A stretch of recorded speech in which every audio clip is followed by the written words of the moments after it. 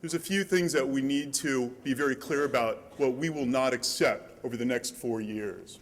We will not accept this United States unilateralism where it decides to go alone to upset and disturb in its hawkish policies and creating the kind of misguided and illegal wars abroad, such as in Iraq and in the Persian Gulf.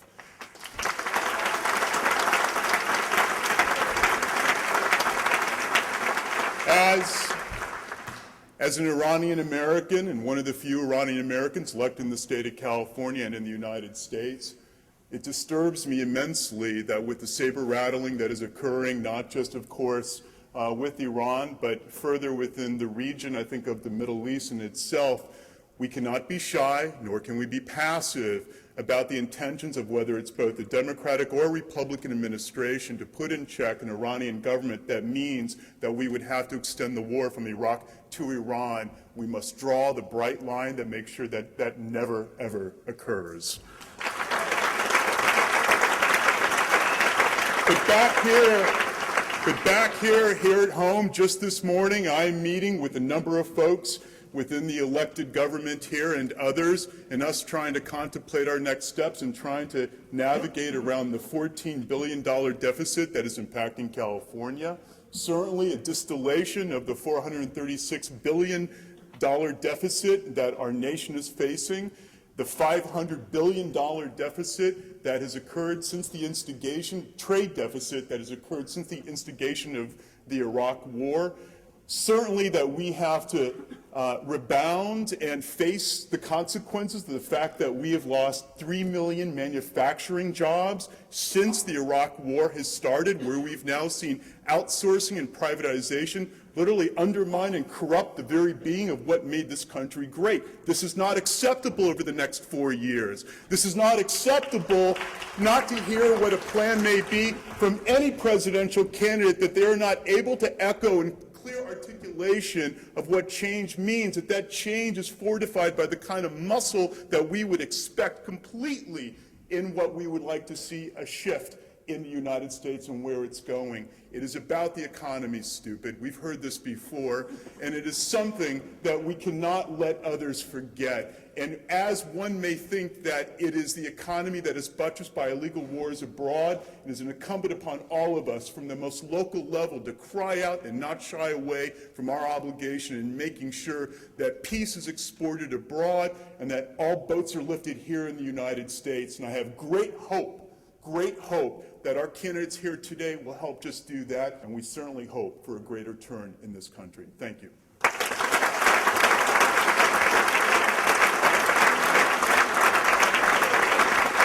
Thank you, Asma. By the way, I'm Amy Allison. I'm very happy to be here with you. I live in Oaktown. I was a Green Party candidate, 2006. I'm the host of the morning show on KPFA 94.1. KPFA is recording today's debate and will rebroadcast Tuesday from 7 to 9. And so tune in, listen up, and kpfa.org. The debate will also be available for you to share with and listen to again. Next, I'd like to introduce the highest elected Green Party mayor,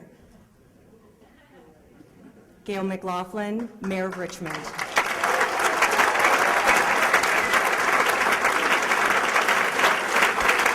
Thank you. Thank you all so very much, and thank you to the organizers of this great debate that we will see here tonight, this afternoon. I send greetings from the people of Richmond across the Bay, and I want to tell you that we are moving forward with a progressive relationship building movement in Richmond. We are tackling daily many, many challenges. We are facing the reality of what is confronting inner city America today. And this ties in to the national playing field, to the national policies. We in Richmond have suffered from structural violence for decades. And this structural violence has played out and has taken the form of poverty, social oppression, racial injustice, lack of opportunity. And this is because those federal policies have not addressed the needs of the people of our inner cities. Instead, we see money sucked out of our cities into a horrific war. Instead, we see corporations being given tax breaks. And this is not being addressed by the two-party system. We need the independent voices.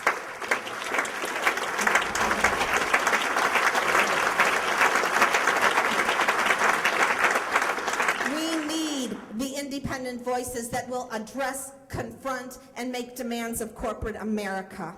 We need to put people's needs before corporations' profits.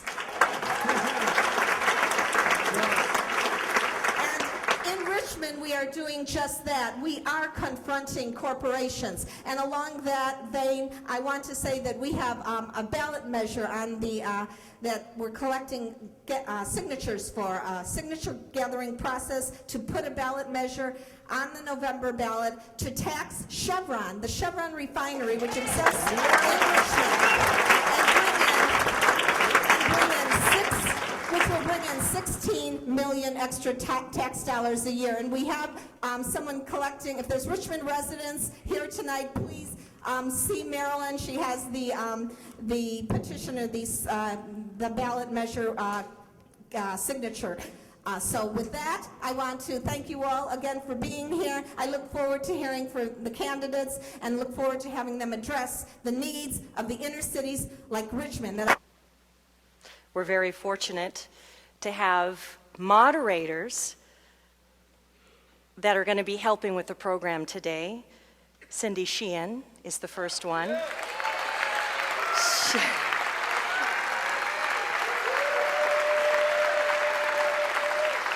Cindy Sheehan is running for Congress in San Francisco against Nancy Pelosi.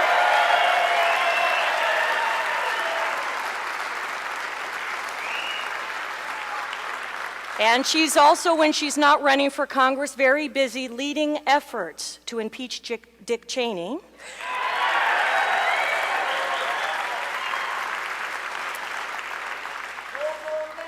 Our other moderator will be Mark Sanchez, president of the San Francisco Board of Supervisors. Mark, come on out.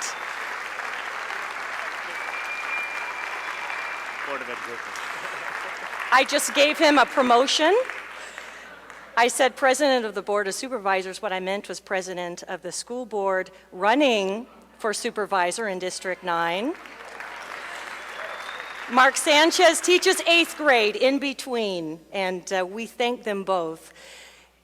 You all have white cards, hopefully, and you can write your questions directed to the Green Party presidential candidates. In about 20 minutes, we'll be collecting those cards, and Cindy Sheehan and Mark Sanchez will collect those and ask those directly of the candidates. And so they're going to be playing a very important role by being the voice of the audience for questions. Now it's time to explain how this evening will work. First of all, Ralph Nader will not be appearing with the other candidates for the first part of the program. And 48 hours ago, we were notified of this change, and we have he's not an official candidate. We are going to be hearing from Ralph Nader after the candidates have had a chance to address questions both from the media panel and from the audience. There's a couple of rules. We'll begin the evening with a 3-minute introduction from each of our candidates. The media panel will come on stage and have an opportunity to ask one or all of the candidates' questions. When a question is addressed to only one or two of the debaters, those candidates will get 2 minutes to reply, and the others will get 30 seconds to comment. When questions are addressed to all the debaters, each candidate will get 1 minute to reply. We will not have crosstalk between the debaters this evening. When you're writing your questions, they can be on any of a myriad of topics, including foreign policy, global warming, energy, food, war, civil rights, electoral deform. Excuse me, I must have slipped. We have our timekeepers.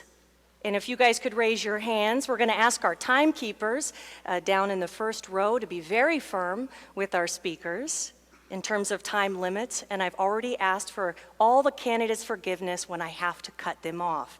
We are, after all, politicians. Now I would like to ask the candidates to come forward, and I'll introduce each one of them. Let's begin with Jared Ball. Jared Ball is independent journalist, a radio host for WPFW 89.3 FM Pacifica Radio in Washington, D.C., hip-hop scholar, assistant professor of communication studies at Morgan State University in Baltimore, Maryland. Please welcome Jared Ball.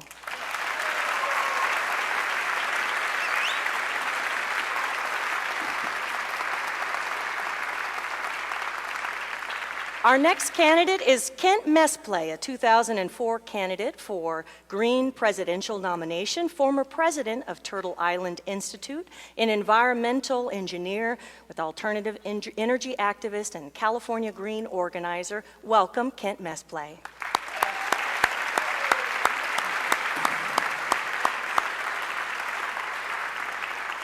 Our next candidate is Jesse Johnson, 2006 U.S. Senate candidate and 2004 gubernatorial candidate for the Mountain Party in West Virginia, now affiliate state party of the Green Party of the United States. He's also a filmmaker. Welcome, Jesse Johnson.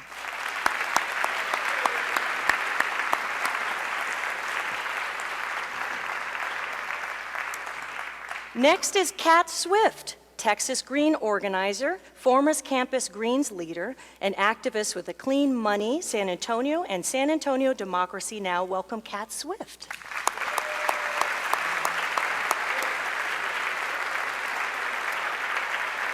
And finally, Cynthia McKinney, former member of the U.S. House of Representatives in Georgia from 1993 to 2003, 2005 to 2007, former member of the Georgia House of Representatives.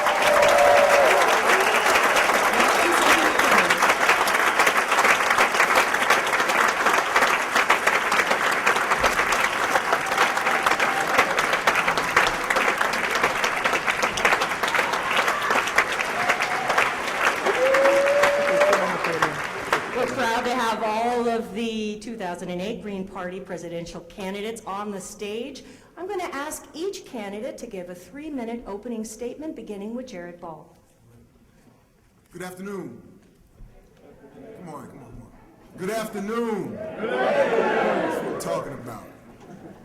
Again, my name is Jared Ball. We entered this campaign, my colleague and I, Head Rock, to bring our capital resistance style of hip hop, culturally powerful and aggressive organizing and presentation to this party as a resource to help build this party into something that currently does not exist. We are here to build the party among the majority of the eligible electorate who have made the very politically astute decision not to vote, and we are here to give them an option, an alternative, in the words of Kwame Ture, that we don't vote for evil. So the lesser of evil, the vote for the lesser of evil is in fact a wasted vote. I come directly, I myself come directly out of both the labor movement, the struggle for African or Black American independence in this country. Both parents both my parents on either side of the family have been involved in the labor struggle, the struggle for Black independence and freedom in this country, the struggle for all working people, all oppressed people for a long time. And what they taught me from the beginning was that we did not struggle for the right to vote so that you could vote for the lesser of evil. We struggled for the right to vote so that you would have access to power. As we have seen, the right to vote has been whittled away, has been diminished through theft of elections, through the forced or imposed, narrowly constructed selection of candidates for us to choose from, where we are given false options and no hope. So we are here again to help build the party along the true majority of this nation and the world. I am not here as a minority. I hope you're not confused by that. My connection to the African world through my black father connects me to a world majority that is part of so-called people of color, the working poor, the indigenous, the African and Latino American populations. We are the true majority, and in fact, forgive me for leaving out the majority of that population, women, we are part of a true majority who at the current time have no electoral political option. So again, with the same fervor and vehement pitch that came from one of my political heroes, Malcolm X, everything that the Green Party is standing for is long overdue. We deserve it now. We deserve it today, at this moment, immediately, and we will not stop struggling to help build a party that will be the electoral representative of those aspirations, again, for the true majority of the people of this world and this country. And until we make this country, heal this country and make it what it has never been a good country. And I am not a politician. I want to make that one correction. Until we make that, build a party that will address the concerns of the majority of the people in this country, we cannot have a positive impact in the world. And I thank you very much. My name is Jared Ball. I hope you get your vote. Thank you.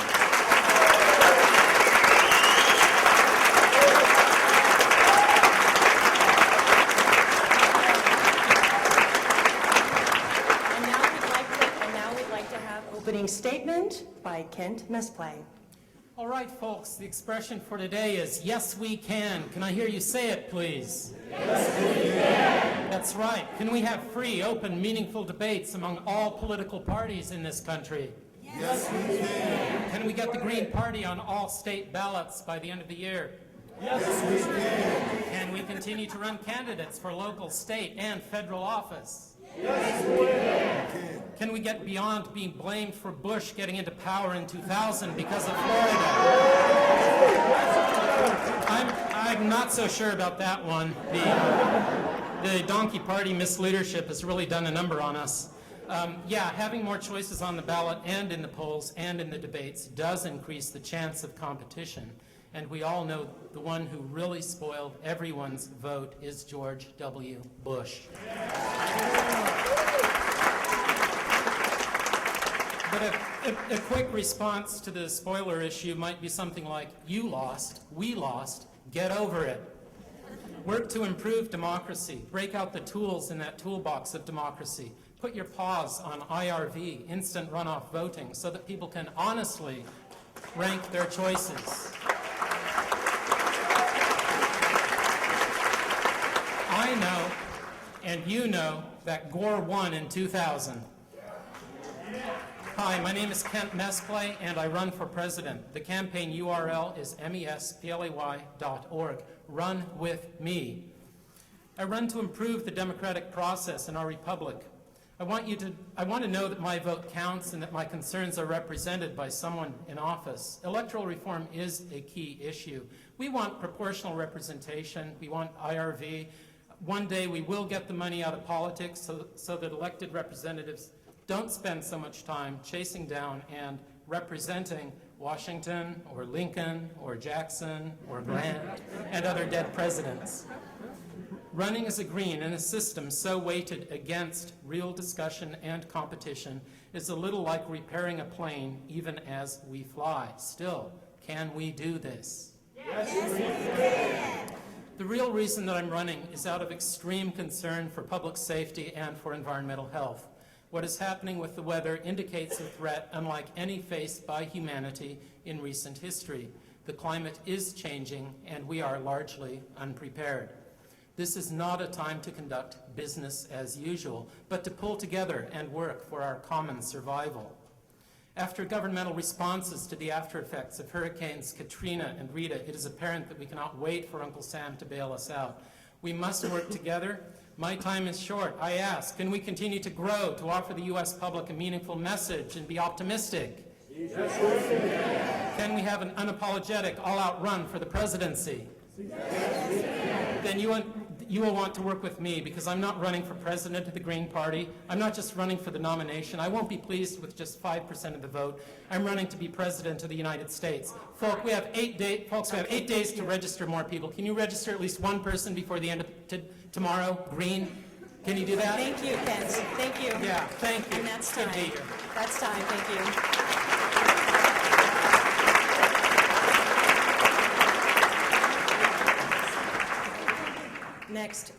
Next, opening statement by Cynthia McKinney. Hi, I'm Cynthia McKinney, and I'd love to be your nominee for President of the United States. My political story starts in the Georgia legislature, where I drew a reapportionment plan to maximize black voter participation. I ended up drawing the ire of Georgia's good old boys as I worked with the U.S. Department of Justice to see my plan become law. Then in 1991, I spoke in the Georgia House chamber against George Herbert Walker Bush's bombing of Baghdad. My colleagues got up and walked out on me. I was vilified in the press. They likened me to Jane Fonda. They called me Hanoi Cynthia. Despite the name calling, I decided to run for Congress with no political party support and no money. $25,000 later, I was the Democratic nominee, soon to be sworn in as Georgia's first black congresswoman. A Georgia newspaper warned that I was another Angela Davis, because all the people who support me want is a fair shake out of life. They want honesty, dignity, and respect and opportunity. So when I went to the Georgia legislature and then to the U.S. Congress, I was soon called another name, a voice for the voiceless. Over the course of 12 years in Washington, D.C., I compiled a lifetime voting record from the AFL-CIO of 93%, 92% from the League of Conservation Voters, 100% from the Human Rights Campaign, 97% from the ACLU for my last 2 terms in Congress, 100% from the Children's Defense Fund, and consistently made the Congressional Black Caucus Monitor Honor Roll when it was part of the Black Commentator and under its current relationship with Black Agenda Report. While in Congress, I authored legislation that would take tax breaks away from corporations to take our jobs overseas. I authored bills to institute a livable wage, repeal the Military Tribunals Act, protect and restore our national forests, eliminate the use of depleted uranium, punish law enforcement agencies found violating human rights. I found it necessary to author a bill allowing survivors of September 11th victims to receive money from the Victims' Compensation Fund and sue those responsible for the terrorist attacks, because it seemed that legal action was the only way family members were going to get the truth about what happened on that day. It was my bill that put impeachment on the table. I offered the amendment that extended Agent Orange benefits.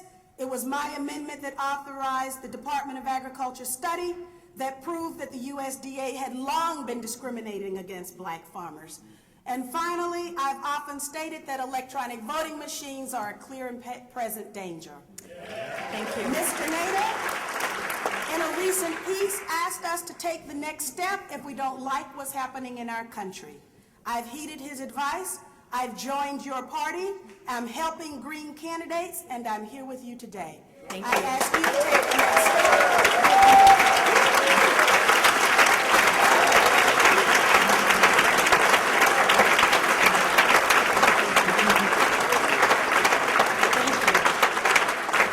Thank you.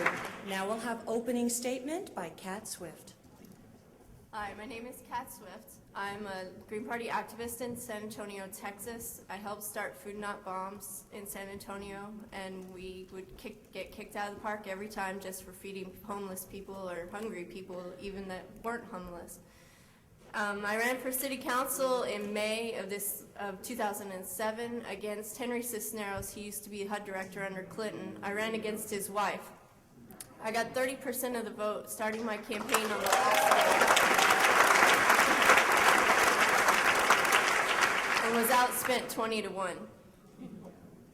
Basically, the reason why I decided to run for president, well, this time is the first time I can run for president. I'll be old enough soon. And I got my start in politics really around complementary medicine not being a mainstream opportunity for people. You couldn't have access to herbs that could help with your pain management, which in California, y'all are still struggling with certain laws around that, but the rest of the country doesn't even have it.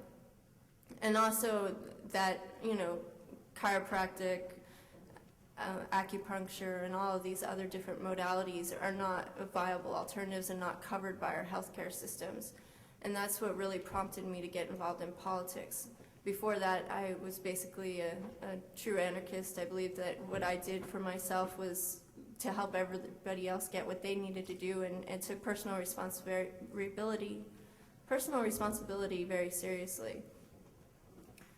Another big issue I have is with women's health and reproductive rights, as well as child well-being. Child violence in this country is deplorable, and it's being protected as it's our culture in a lot of places. Violence is not a part of anyone's culture that people really want to continue, but we do continue to abuse our children, and we don't educate them, which is part of the abuse. We don't give them critical thinking skills in order to get good jobs, and so you end up with this cycle of perpetual violence and low-paying jobs that we really need to move away from.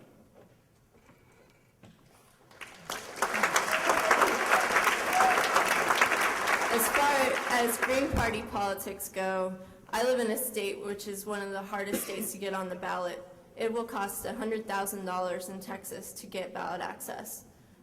And this is a pay-to-play system, and a lot of other states are the same way. And we need to look at unifying ballot access laws across the country so that you don't have to live in one state so that you can run as a Green candidate.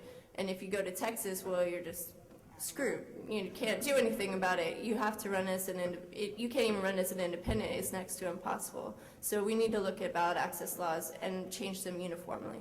Thank you.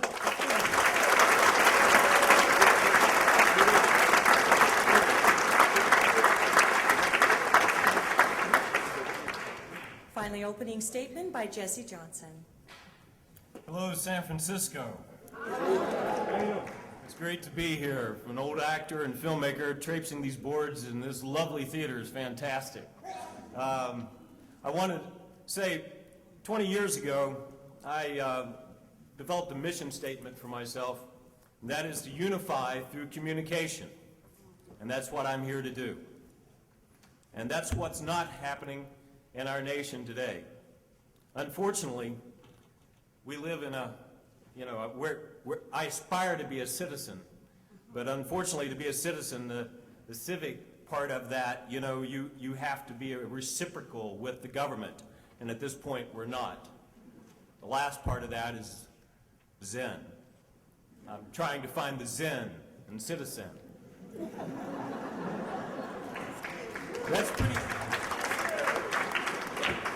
That's pretty tough to do today, considering the fact that there's been a coup.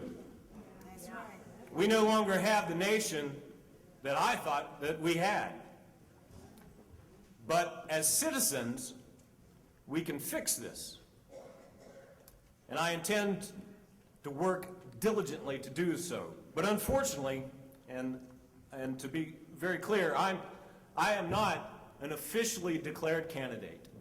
And the reason being is because in the state of West Virginia, I am the chairman of the Mountain Party, which is the official affiliate to the Green Party.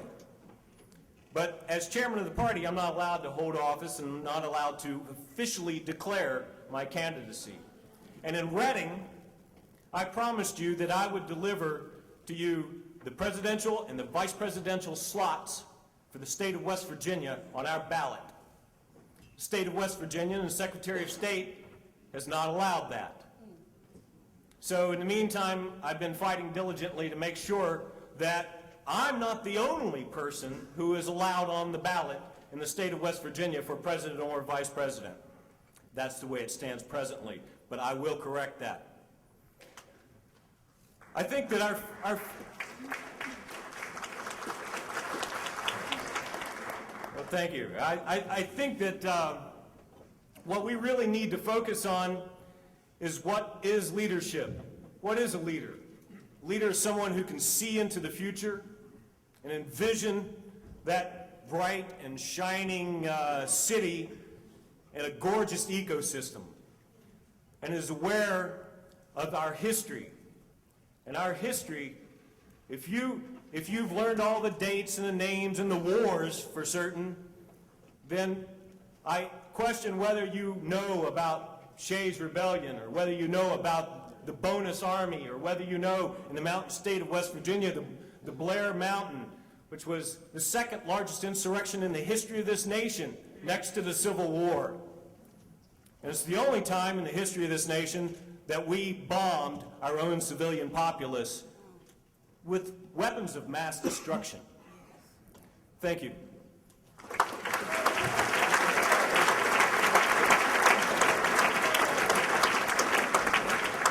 This is a general question for each of the candidates. What is your response to the spoiler question?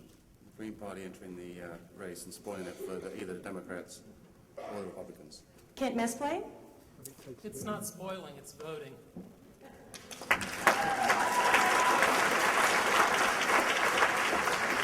Cynthia McKinney?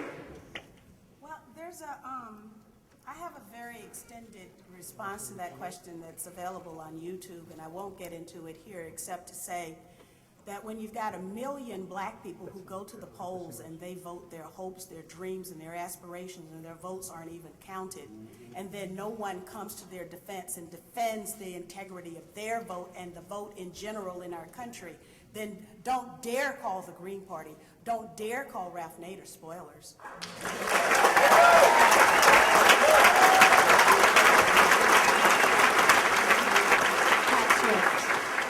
Pat Swift. Well, usually my response in Texas is instant runoff voting. And then it's more Democrats voted for Bush than voted for Nader. So, you know, there's a multitude of arguments, and what Cynthia said and Ken said are exactly right as well. Jesse Johnson? Well, first of all, as Cynthia pointed out, you know, we did not have an election, we had a selection. And, you know, when you're lining up the people to impeach, certainly, you know, if you read the Constitution, I think it's Article 4, Section 2, states the President, Vice President, and other civil officers, that includes the judiciary, high and low. Secondly, as far as the Nader issue is concerned, there were, I believe, 9 other people on the ballot in Florida who got enough votes that would have swung that election, so I don't understand exactly why they would pick on Ralph in that particular instance. Also, across the nation, you know, the Green Party is coming in second in about a half a dozen or so areas of the nation. And in those areas, the Green Party is coming in second, not to the Republicans, and pushing out Democrats. Thank you. Jared Ball. You know, echo everything that's been said. You know, coming from D.C., where we rarely have the right or the ability to cast a vote, I raise that as a first issue of concern. I would also add that this fundamentally is not a democracy as a nation in the first place. So the vote has been put upon us and imposed upon us from day one. And I have an extended statement on this as well at jaredball.com. With the Federalist Paper number 10, James Madison made clear that the democracy could not, the wicked project, or the disease of democracy, he called it, could not be allowed due to the fact that the majority of the people without land and property would vote their interest and rule out the smallest faction, the true minority, the elite white male. So the vote has always been a questionable reality. And then I would also add, and as I always do add, that if you want to talk about spoiling or the uselessness of a vote, let's talk to ES&S, Sequoia, and Diebold and find out what's really happening with those votes. Thank you. Next question from our media panel. I know the Green Party talks a lot about social justice. It's been called the third rail of this general election, and that is immigration. New American Media is a national consortium of the ethnic press, and it's certainly the #1 concern of the ethnic press in this country. What is your position on immigration? What are we going to do about ICE raids where families are being split up and children are being held in detention? And it's a deplorable and depressing situation, and I wondered what your position is and what the Green Party position is on immigration. Thank you. Cynthia McKinney? Well, first of all, I would repeal NAFTA, CAFTA, because basically we have this issue of immigration because we have unfair practices in our economic policy. We have an unfair military policy and an unfair foreign policy to those parts of the world from which these people are coming.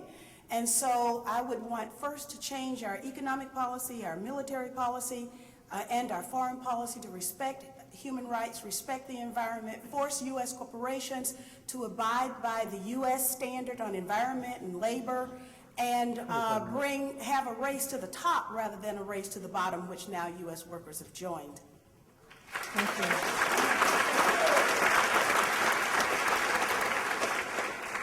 Well, Cynthia just gave my usual answer, so I'll elaborate on some other points. Texas, they're confiscating land now on the border to build the wall from indigenous people. We hold the prison, which you mentioned in the question, where we have children in prison because their parents crossed the border illegally. And we've been trying to shut these down in Texas, and it's something that needs national attention. And our trade relations are really what bring people here, because they get pushed off their farms into overcrowded cities. There's no jobs, and so they have to go somewhere to make money so they can feed their children and themselves. And so until we address trade issues and foreign policy, we're going to continue to have issues with immigration. But really, who in this room isn't an immigrant? I know my family came here as immigrants. Some people were brought here, not as immigrants, but as slaves. So, you can't just say that we have an immigration problem and it's because of all the people of color. It really comes back to the white people who started the whole Thank you. thing. That's time.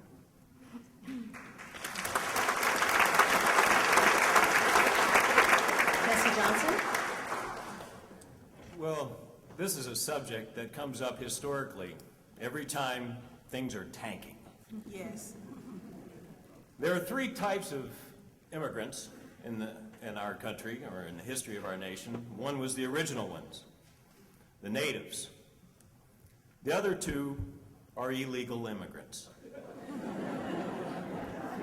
The first ones are the ones that are getting pointed at with fingers all over the place right now.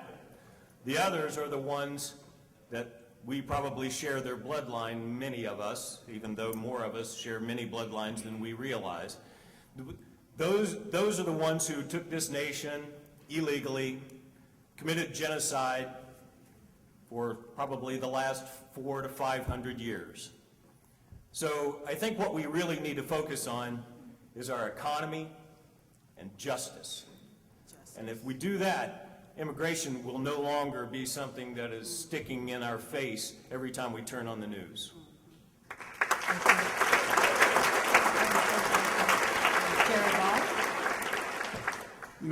I hope we all realize that in the context of electoral politics that we're really talking about building a social movement. We need a mass movement that we're hoping the Green Party can be the electoral political wing of. My colleagues here have said most of what my answers would be. I'll personalize it just a little bit. My wife being from Panama has reminded me on time and time again, there are no illegals, all right? As my sister Cynthia said very clearly, her country has been ravaged by the foreign policy of this country. So the fact that her family came here, migrated here to find jobs and find work, and they're exploited through their taxes and so on and so forth, and then turned around and be called spics and illegal and all of that infuriates me. My father's people came here in chains, all right? And they were not, to quietly and softly correct my dear sister Kat, we're not slaves. These were enslaved African people upon the wealth of this nation, upon whose backs the wealth of this nation was built. So again, until we make the kinds of change within our own country, the foreign policy of this nation cannot get any better, and we can't expect any difference. Thank you. Last response? Mesclay. All of the above. International trade agreements that are not fair, like NAFTA and CAFTA, have driven people away from their homelands. They've taken away farms from farmers and have basically forced people into trying to find a better way of life. I want to touch on something else, that the real reason that immigration is discussed these days doesn't have to do so much with immigration. It has to do with fear, the fear that's being promulgated by the right, the distrust of strangers. This is symptomatic of a society that is sliding toward totalitarianism.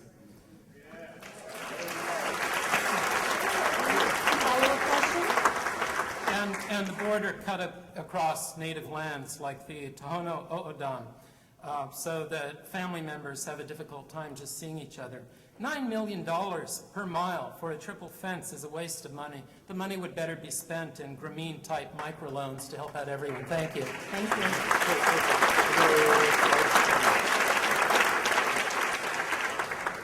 I think it's really interesting that you all addressed economic issues, but you didn't actually address my question, which is what about the people who, like me, are on an immigration visa, and my visa doesn't allow my spouse to work? What about the people in Silicon Valley who face that? What about the people who can't vote, even though they've lived here for 8 or 10 years and they have no pathway to citizenship? What do you actually suggest? Rather than changing NAFTA and our whole economic situation, what about the people right here, right now, who can't get access to health care, who can't get access to all kinds of social things, but they still pay taxes, and they're still living in this country? What are you going to say to them? Thank you. For this follow-up, 30 seconds, beginning with Cat Swift. 30 seconds. It's interesting because there was a Congress of Latinos in October of last year to discuss this issue, and there's they can't agree on what to do, but really we need a path to citizenship for people who have been here for a long time, and not force them to go back to their home countries in order to stand in line to get that path here. That's a ridiculous expenditure of time and effort and money, and we need to find people who are here legally need to have access to jobs and everything that you mentioned. That's time. Jesse Johnson. Well, it's a very complex question, and I'm sure that the answer is going to be very complex as well. I don't have that answer. I don't believe that any of us do, and certainly our government doesn't presently. I do believe it goes back to the economic issue, and there is no Ellis Island open today, and we have no pathway for citizenship that is workable. And as I was talking about before, pertaining to our guilt as far as illegal immigrants, I think that hatred spawns from the guilt of what we did to the native lands to begin with and the native peoples. Thank you. That's time. Jared Ball. I mean, again, to give a simplified answer in a short period of time, I would just simply say, I support health care for everybody on the planet. If Castro, under economic sanction and siege and impoverished conditions, can send doctors all over the world, including into neighborhoods in this country where other doctors are prevented from going, then we can too. So it's really frustrating. Forgive me if I get a little upset. I don't give a damn whether you are here so-called illegally or not. If you are a living being and you need medical attention, you will get it, and I will support you getting it. And if we have to take it from those who get too much as it is, so be it. Thank you.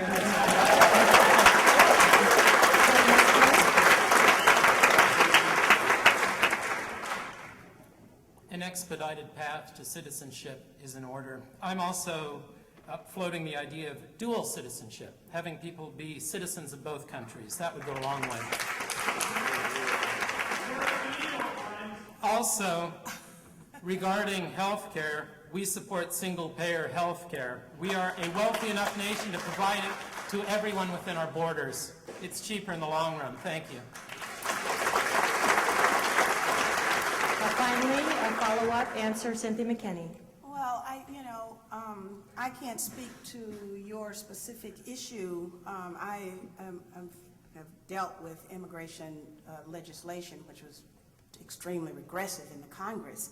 And immigration is basically used as a divisive issue, a wedge issue for political gain for certain political entities that use it.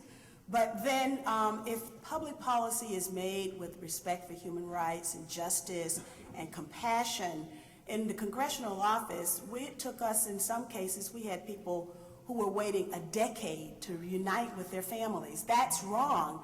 And so we ought to have comprehensive immigration reform that has as its hallmarks justice and compassion and human rights as well. And we ought to also eliminate disparities, because you're lucky to be here. If you were Haitian, you wouldn't be here. Amen. Thank you. What does your tax policy look like, and what kinds of ideas do you have to deal with the budget deficit and also the looming underfunded needs that we have? For example, single-payer health care, any of the other funding needs. Beginning with Jesse Johnson. How would you generate revenue for not only the budget deficit that we have, but other underfunded needs? For example, health care. Well, I'd like to take your last question first, if I could, because I believe it's the answer to a lot of the problems that we're facing. We have a military economy. We have to face up to it, and we have to change it. When there's something like $750 billion, I believe it's $787 billion being spent on the books. That's discretionary spending. And then there's all the non-discretionary spending, and then there's also black market, which is a lot of money that we don't even talk about, is never addressed. There's plenty of money to go around. There's plenty of money to deal with a lot of these issues. They're just simply not being dealt with because we have the $800 hammer, and the $800 hammer is spread across the nation because, you know, you have different parts of it being made in different places and putting jobs and foods on the table in the constituencies of that Congress. Thank you. Sorry. Jared Ball.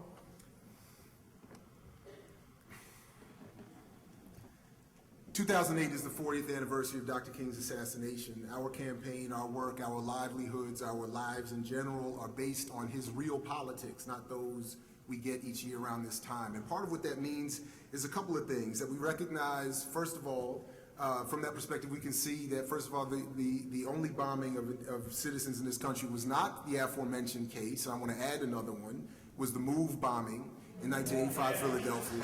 So we know that, and part of what that is about is been touched upon already, is that when Malcolm X said the police do locally what the military does internationally. This funding that has been used to turn this country into a police state through the help of communications technology in most recent years is being directed against us. We need to reform our mass movement and through this electoral political mechanism to deal with that and address that so that we can then reuse the tax dollars that we spend or have taken from us to deal with the many problems that we can easily deal with if they were reapportioned somewhere else. Thank you. Ken Mestre. I would say repeal the Bush tax cuts. That would help. Tax corporations that move offshore, close tax loops, cut military spending, and trim Pentagon waste. That would be a great place to start. Thanks. Cynthia McKinney. The Pentagon waste is particularly interesting and important, and as Jesse said, there is enough money to supply those underfunded and unfunded basic needs. When the Pentagon spends $20 billion to make their computers talk to each other, and they still don't talk to each other, so they can't do a budget, or when the Pentagon spends $60 million buying Tamiflu at a time when the Secretary of Defense owns the stock in the company that makes Tamiflu, and Tamiflu doesn't even serve the needs for preventing bird flu or treating bird flu because it mutates. We've got about $300 billion that we're spending in intelligence, another $700 billion that we're giving to the government, to the Pentagon, and then the Pentagon admits that they've lost $2.3 trillion. There is no dearth of money. It's a question of our political will. Thank you.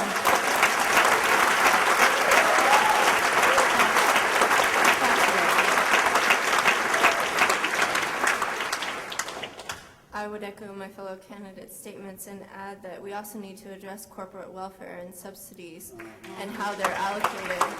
When we're paying people not to grow food, when we're paying gas companies to subsidize oil prices, those are things that would also help go along with cutting, dealing with the Pentagon mismanagement and other mismanagements. We've got far too many departments now in the government, and they're doing the same sort of tasks. So we need to look at consolidation of tasks and skills in the governmental agencies as well.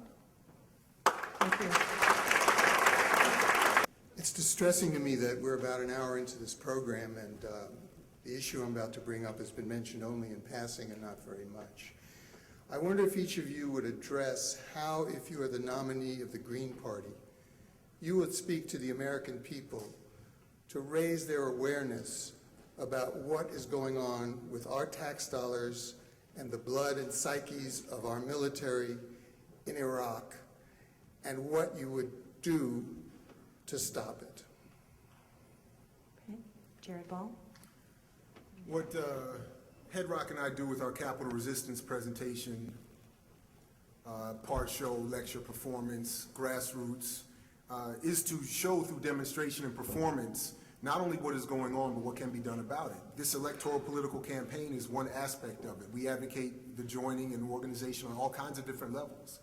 I'm a member of the Malcolm X grassroots movement. I'm a member of the DC Statehood Green Party, and a number of other collectives. And we encourage people to get organized and to get involved.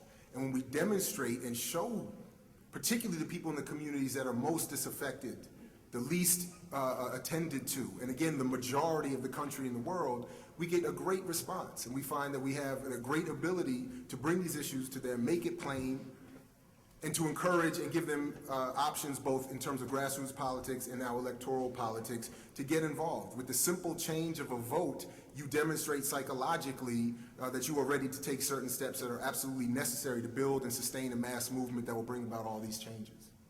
Kent Mesplay. In my opening speech, I had to gloss over my, of course, obvious disapproval of the war in Iraq, that it was a mistake. Our troops didn't make the mistake. I think support our troops, impeach the president before he finds whatever specious reasons are necessary to start another war. And really, there is no simple solution other than demanding immediate, unconditional withdrawal from Iraq.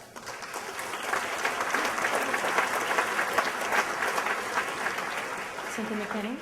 I agree that we ought to demand immediate withdrawal from Iraq. I voted for that while I was in Congress. One of, I think, maybe only 3 people. But the problem is not just Iraq. The problem is the militaristic turn that our foreign policy has taken. And so I wouldn't just say bring the troops home from Iraq. I would say bring them home, period, from all over the world.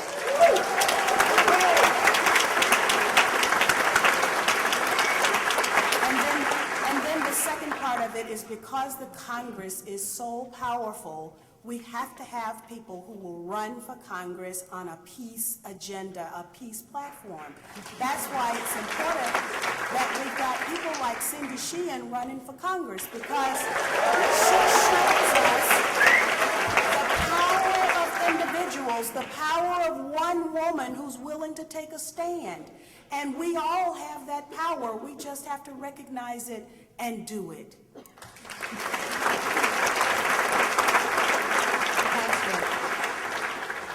Well, talking to the masses about how their tax dollars is spent is really simple. You just put out the figures and show people, and once they see the numbers, they understand it. And as far as, we also need to talk about reallocation of money to take care of war veterans. I mean, homelessness after Vietnam spiked dramatically, and we're already seeing the homelessness with Iraqi veterans starting to spike. And there are very few mental health services for veterans in this country, and VA benefits are decreasing daily. I work with homeless services, and so we're seeing a lot more vets come in, and I'm also in San Antonio where the hospitals are, so we see a lot of this. But it's really simple to talk to the masses about how their tax dollars are spent when you show them the figures. As Cynthia mentioned some of them. When people see this, they're like, well, what's going on? And then you just have to talk to them about changing it. Final response from Jesse Johnson. We step away from this disaster capitalism that we're investing in this nation. As I said, we demilitarize the economy. We immediately withdraw. Frankly, the Constitution states clearly that we're not supposed to have a standing army to begin with. We're not supposed to be traipsing around trying to police the entire world. The veterans are a huge issue. The very moment that we were marching into Baghdad this last time, and frankly, we've been at war in Baghdad, as far as the people of Baghdad, is for 16 years, whether it was the first Gulf War, whether it was the embargoes taking place that harmed only women, children, and the elderly and the infirmed, or this last illegal, immoral conflict, and ultimately, finally, without question, we hold the war profiteering perpetrators to task for what they have done. And as I said before in regards to what impeachment states in the Constitution, we all need to remember it, and the audience participation is out there. Thank you. We have time. Thank you. We have time for one final question from the media panel. A quick follow-up question for the audience. How many of you are residents of San Francisco? About half. I want to do something that gets me in trouble sometimes with people that I don't care about anyway. Fellow journalists. Cindy Sheehan's running for Congress. She needs shoe leather and she needs people power. Our website is cindyforcongress.org. Get involved. Thank you, Larry Bensky.